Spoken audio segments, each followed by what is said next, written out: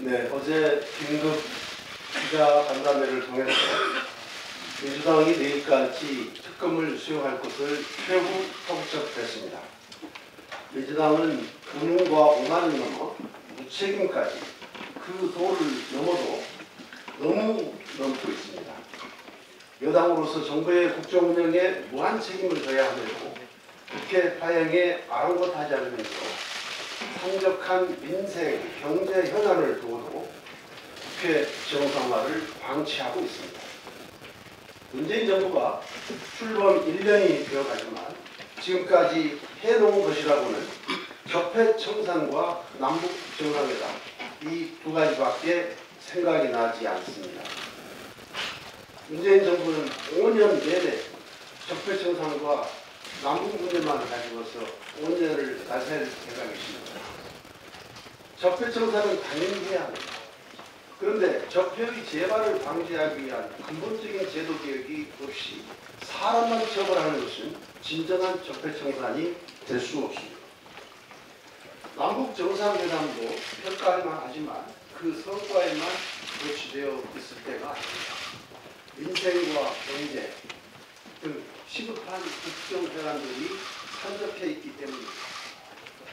바른미래당은 5월 임시국회 중점 처리법안으로 불킹 방지법 6건, 소상공인 보호법 4건, 최저임금법 3건, 지방선거 관련법 4건, 미투 응원법 및 이의적 방지법 12건, 경제성장 및 규제개혁법 3건, 농업부문 조세감면 혜택 연장법 2건, 그리고 방송법과 특별감찰관법 등 정치개혁법에 이르기까지 총 51건의 법안을 준비했는데 국회가 정상화돼야 이런 법안들을 처리할 수 있을 것 아닙니다.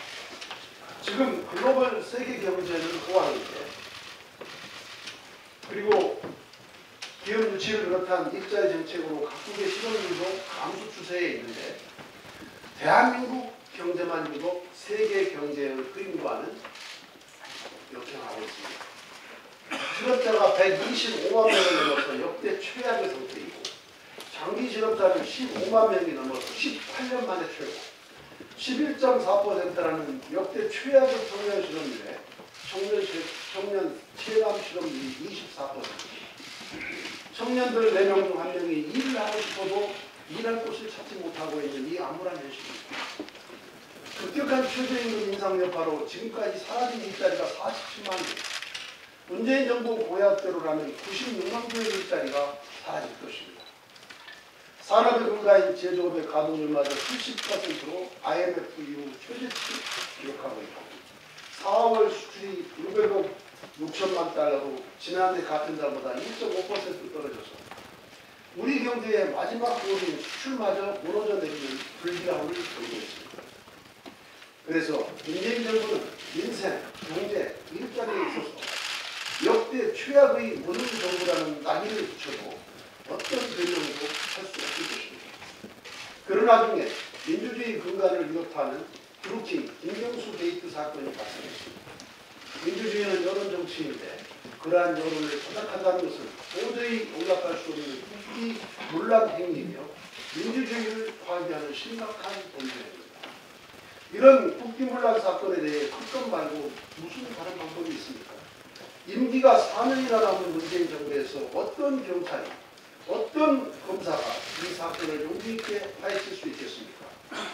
용기 있게 파헤치면 파헤칠수록 인사고과의 반영이 되는 것이 아니라 눈 밖에 나오고 말 것인지는 삼척 동자도 알 수 있기 때문에 지금 검찰, 경찰의 수사가 엉망이 되어가고 있지 않습니다.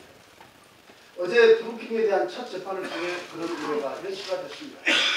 검찰은 부실한 준비로 재판장 질문에 제대로 답변하지도 못했고 경찰 핑계를 대기에 급급했습니다. 경찰은 뒤늦게야 김경수 의원 소환 조사를 발표했지만 범죄 혐의가 이렇게도 명백한 피의자를 참고인 신분이라고 친절하게 부연 설명까지 했습니다. 드루킹과 A4 용지 30페이지의 문자를 주고받은 명백한 범죄 혐의자에 대해 휴대폰 압수수색도 계좌 추적도 없이 권력 실세라는 이유로 해명 기회를 주고 면죄부를 주기 위한 짜고치는 판이 아니고 무엇입니다. 그래서 특검만이 유일한 해결책입니다. 청와대와 민주당, 김병수 의원 모두 이 사건에 떳떳하고 당당하다면서 무엇이 두려워서 특검을 수용하지 못합니까? 특검이 발동되면 터질 무엇인가가 그렇게도 두렵습니까? 경제와 민생 일자리 문제가 그토록 시급한데 민주당은 특검을 반대하며 국회 정상화를 밀고 있습니다. 자신들이 제출한 추경도 이렇게 방치하는, 이게 어떻게 역대 이런 여당 처음 봤습니다. 이것이 집권 야당인지 어떻게 이게 여당입니까? 민주당은 경제와 민생, 일자리에는 무능하고 무책임하며 무관심한 산무정당입니다. 민주당은 지금 즉시 조건 없는 특검 수용으로 국회를 정상화하여 시급한 민생 현안을 처리할 것을 촉구합니다. 이에 바른미래당은 민주당과 자유한국당에 금요일인 내일까지 국회 정상화와 특검 수용에 응답할 것을 거듭 요구합니다. 만약 민주당이 이를 거부한다면 바른미래당은 현 국면을 비상시국으로 규정하고 특단의 조치를 해 들어갈 것을 엄중히 경고하겠습니다. 이상입니다. 다음은 지상욱 정책위 의장님께서 모두 발언하시겠습니다.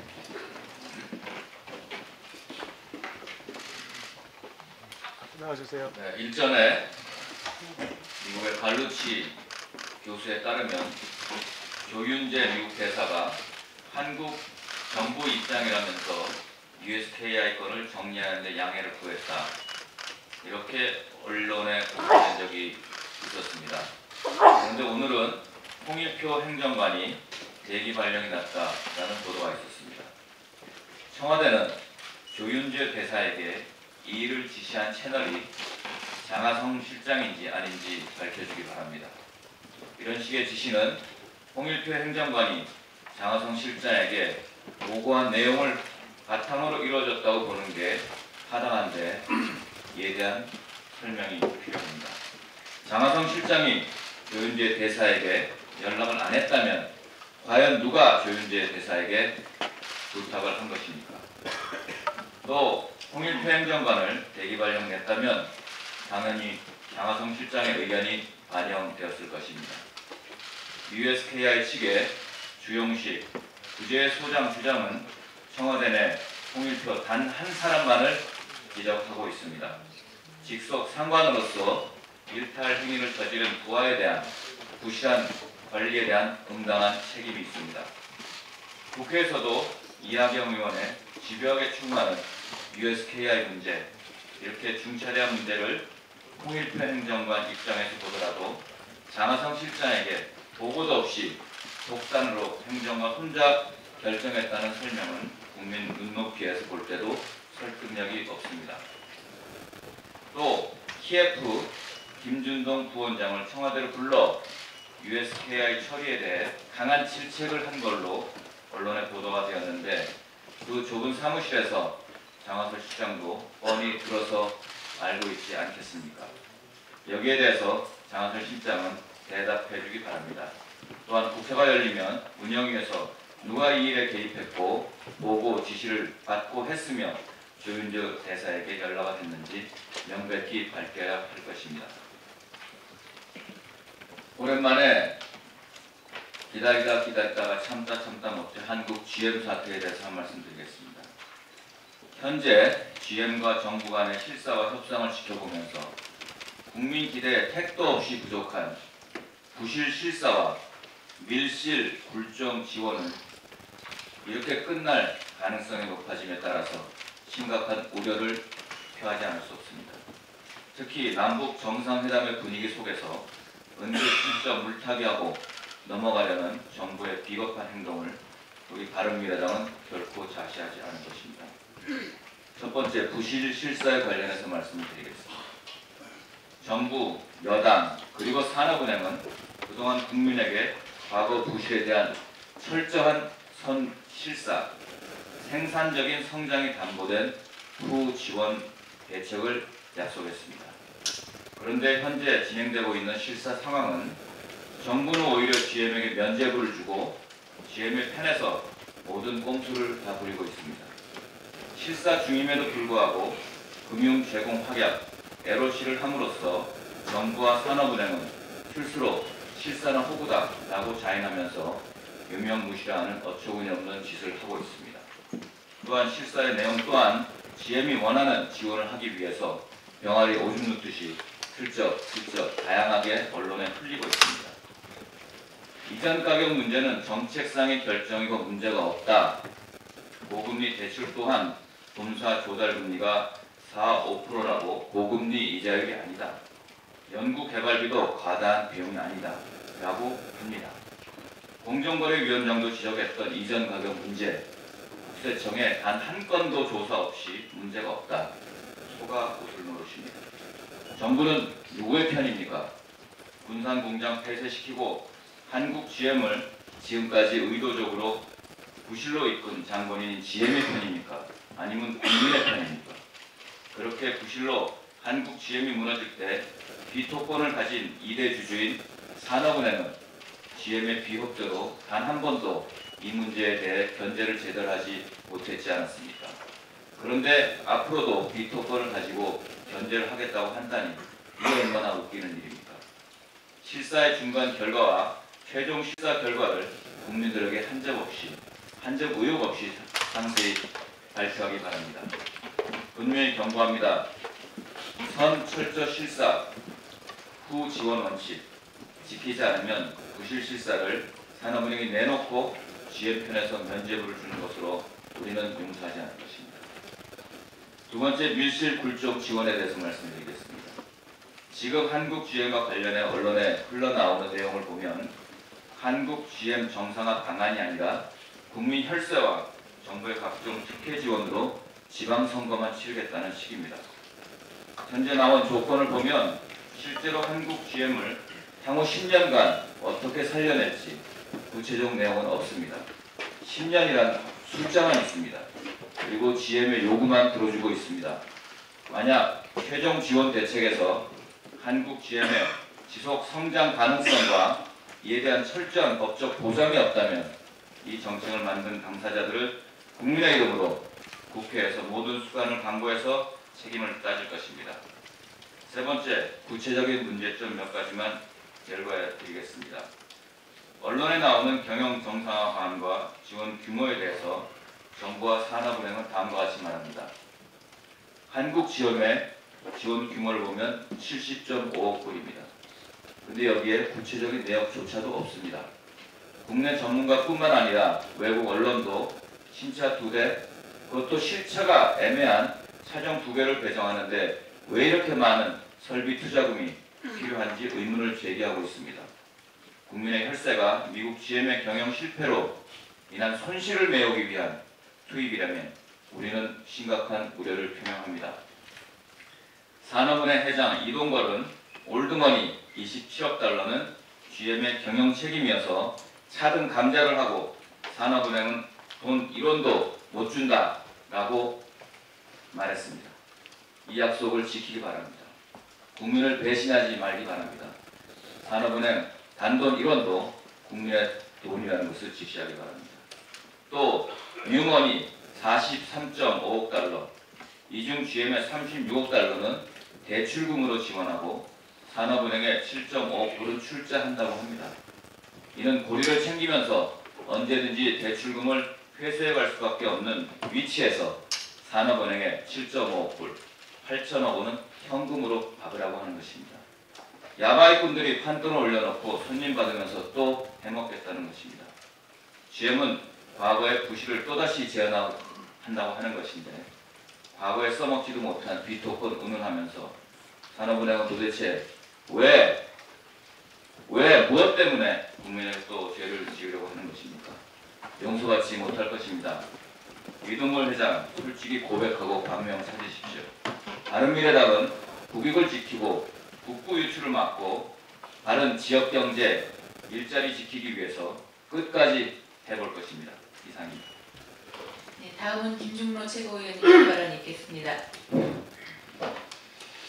네, 어제 문정인 특보의 미군 출수 문제에 대해서 나라가 들썩거렸습니다. 거기에 대해서 대통령께서 비서실장을 통해서 문특보한테 주의를 줬습니다. 그동안 대통령께서 사람을 걷듯이 남북 문제를 하다가 또 악마는 디테일이 있다 이런 참 좋은 말씀을 하시고 어제 문특보를 표정 가지고 하시면서 평화협정이 결국 미군 철수는 별개의 문제라고 단언을 하셨지만 어쩐지 의구심이 가는 부분이 많아서 다시 한번 짚지 않을 수가 없습니다. 이거가 일시적인 봉합으로 해서 또 어제 하루 종일 파장을 덮기 위해서 대통령께서 하시지 않았으면 하는 바람에서 다시 한번 말씀드립니다. 어제 당에서는 박주선 대표께서 정말 적절한 표현을 했어요. 대통령이 특보가 아니라 김정일 국방위원장이 특보라고 말씀까지 하셨는데 아주 적절한 말씀이 아니었나 하는 생각이 듭니다. 이 평화협정을 하고 통일이 된다고 해서 안보가 끝나는 게 결코 아닙니다. 그 후에 더 큰 안보가 기다리고 있다는 사실을 뼛속 깊이 느껴야 될 우리 대한민국이 이것이 북한의 전쟁력을 방해한 임무 수행을 위한 것이라고만 생각하는 것이 얼마나 참 단면인지 말씀을 드리지 않을 수 없습니다. 오히려 북한의 위협은 주변 강대국에 의한 잠재적 위협에 비하면 아무것도 아닙니다. 지정학적으로 강대국에 둘러싸인 한반도는 숙명적으로 중국, 러시아, 일본 등 주변 강대국과의 군사적 긴장과 대치 속에 놓일 수밖에 없습니다. 5천년 한반도 역사 동안 982회의 외세 침략의 역사가 이를 증명하고 있습니다. 따라서 평화협정뿐만 아니라 통일 후에도 주한미군의 역할은 반드시 필요한 것입니다. 강대국들의 군사적 위협을 견제하는 중재자의 역할뿐만 아니라 동북아 평화를 위한 군사력 균형을 맞추는 역할도 할 것이기 때문입니다. 문특보는 주한미군을 단지 북한의 위협을 억제하는 수단 정도로 이해하고 있는 듯합니다. 냉엄한 국제관계나 동북아 정세도 모르는 무지의 소치라고밖에 볼 수가 없습니다. 외교안보 특보로서 자질이 저는 의심스럽습니다. 문특보의 실현은 한두 번이 아닙니다. 주한미군도 대통령이 나가라고 하면 나가야 한다고 말해 우리를 빚은 바 있고 북한의 핵보유국 인정, 한미연합훈련과 전략자산 전개 축소 같은 주장도 거침없이 언급해 논란을 불러일으켜 왔습니다. 이번엔 급기야 청와대까지 나서서 옐로카드를 내놨습니다. 도대체 일국의 대통령 특별을 보자고 하는 게 공개적으로 경고장을 날리고 교육까지 시켜가면서까지 그 자리를 유지하게 해야 되는가? 대통령이 특보를 보호하는지 특보가 대통령을 보좌하는지 어처구니없는 일이 벌어지고 있습니다. 대통령 특보라면 외교안보 분야에서만큼 어느 누구도 따라올 수 없는 해박한 지식은 물론 국제정세를 읽는 눈 그리고 진정 국가와 국민을 위한 애국심을 갖춘 최고의 전문가를 쓰는 것이 맞다고 생각합니다. 안보는 무엇과도 바꿀 수 없는 국가가 지향해야 될 절대 가치입니다. 더 이상 이런 일이 반복돼서는 안 됩니다. 외교안보 정책의 혼선과 남북 정상회담에 대한 의구심을 없애려면 문특보를 강단으로 돌려보내는 것이 마땅합니다. 문특보에서는 더 이상 국민을 불안케 하지 마시고 국가안보 차원에서 자신 사퇴를 권고드립니다. 이상.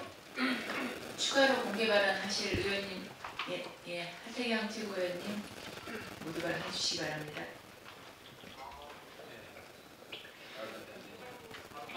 되나요? 네.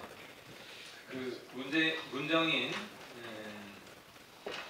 특보 얘기를 했는데 문재인 대통령이 각별히 신경 써야 되는 게요. 이름이 비슷해가지고 문정인 자꾸 하면은 국민들이 문재인 대통령이 한 말 아니면 착각할 수 있습니다. 그래서 빨리 문재인 대통령께서는 우리 문정인 특보를 해임을 하시고 한국당에서는 홍준표 대표를 빨리 해임을 하시기 바랍니다. 홍준표 대표에 대해서 말씀을 드리겠습니다. 홍준표 대표님, 더 이상 북풍은 없습니다. 북풍이 통하던 시대는 끝났습니다. 아무리 홍 대표께서 북풍을 일으키려 해도 북풍은 불지 않고 홍풍만 세차게 불 뿐입니다. 빨갱이 장사 더 이상 안 통하고요. 홍준표 대표가 목소리를 높일수록 오히려 그것은 전쟁 보수, 빨갱이 장사하는 보수의 마지막 단발마일 뿐입니다. 우리 홍준표 대표하고 한국당은 이제 더 이상 북풍을 이용하지 않겠다, 빨갱이 장사하지 않겠다는 선언을, 대국민 선언을 해야 됩니다. 그렇지 않으면 나라를 통째로 맡기는 게 아니라 보수를 통째로 넘기게 되는 그런 상황에 직면할 것입니다.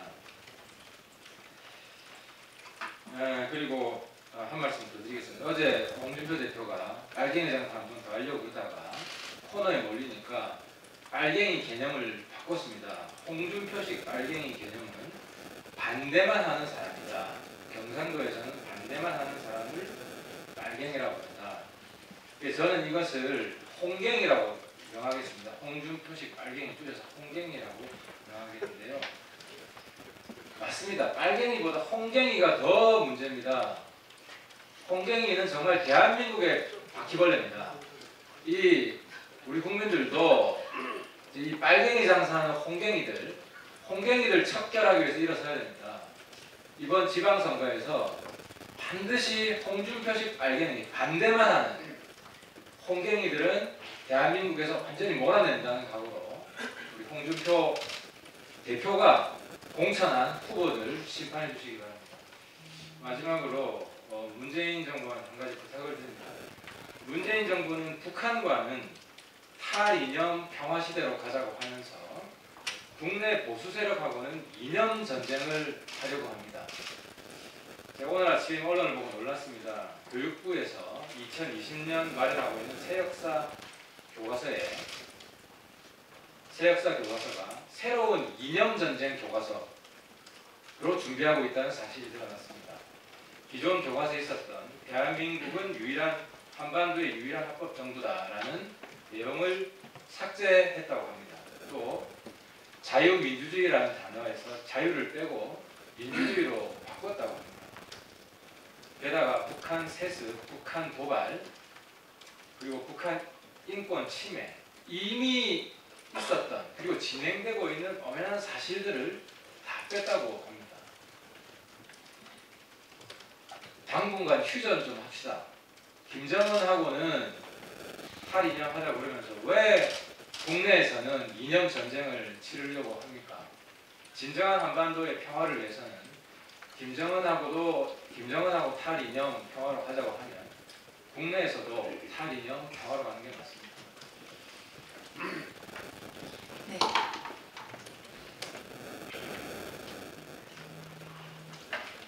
이현주 의원님 모두 발언하시겠습니다. 새 교과서 집회 기준 관련해서 저도 한 말씀 드리겠습니다. 문재인 정부가 적폐를 청산하겠다 이러고 집권하셨는데 적폐라는 게 무엇입니까?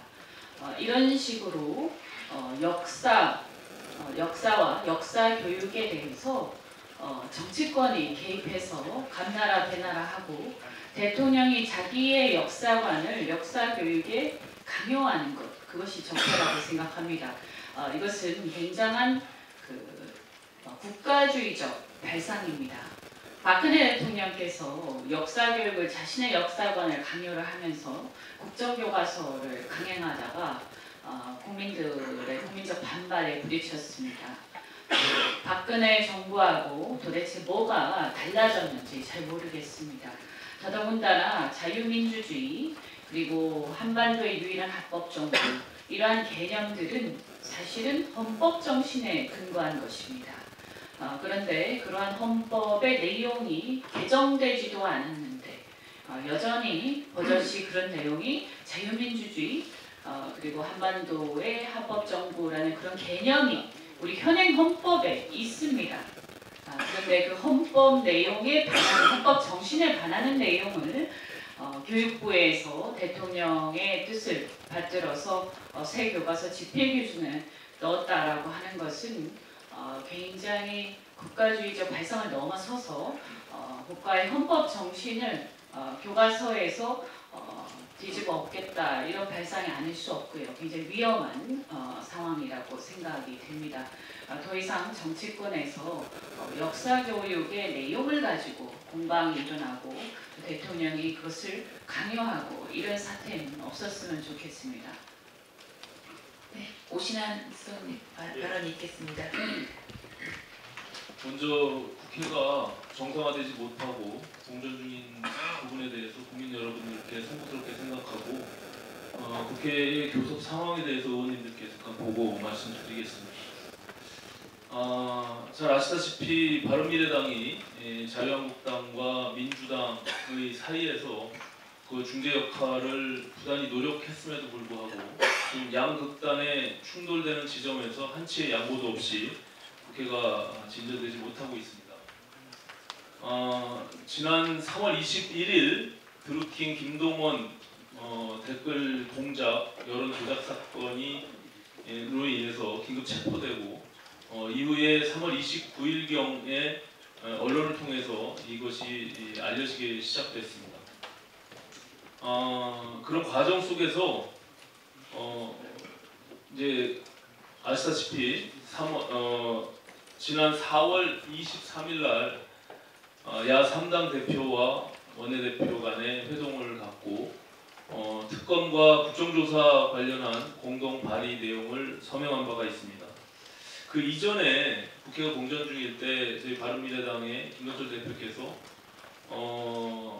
지금 경찰의 수사를 신뢰할 수 없기 때문에 특별수사본부를 차리고 검찰에서 그 수사를 하면서 진상규명을 해야 된다라는 의견을 내고 절충안을 찾아가는 과정이 있었습니다.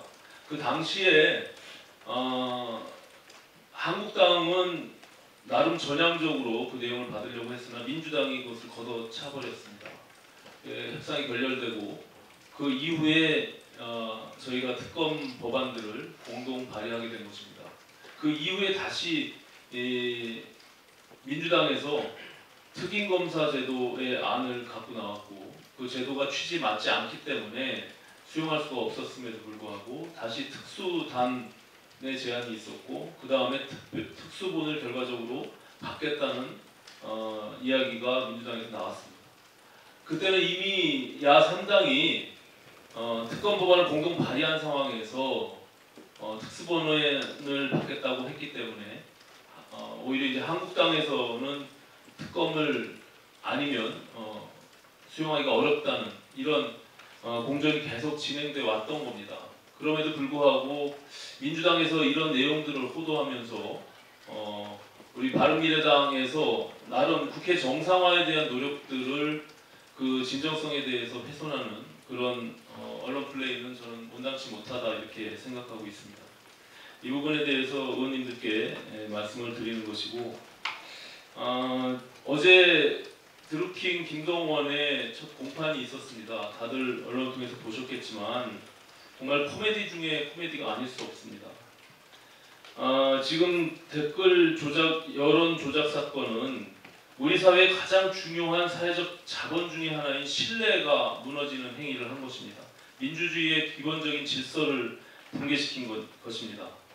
그 여론을 조작하고 민심을 왜곡시키고 또 그 결과를 마음대로 만들어낼 수 있다면 우리 사회가 어디로 가겠습니까? 이 중대한 사안들에 대해서 민주당은 너무 안이하게 판단하고 또 검찰이 어제 공판에서 단순히 지금 국회가 이런 상황의 문제점들에 대해서 지적하고 있는 것이 단순히 네이버에 대한 업무 방해죄로 벌금형을 내리기 위한 이런 사안입니까?